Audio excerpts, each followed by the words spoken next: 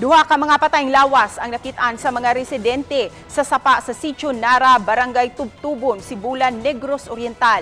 Anaa sa tubig sa sapa ang patayng lawas sa duha ka mga lalaki ug ang ilang motorsiklo. Nailhan ang usa nga si Khalil Ampuan, residente sa Purok 4, Barangay Tinago, Bayawan City. Samtang gikuha pa sa kapulisan ang identity sa laing biktima. Ang soko walay nakitang samad dinunggamad o igo sa bala sa lawas sa maong mga lalaki. Gawas lang sa dakong samad sa ilang agtang nga mamhimong bugna sa paghapak sa gahi nga butang.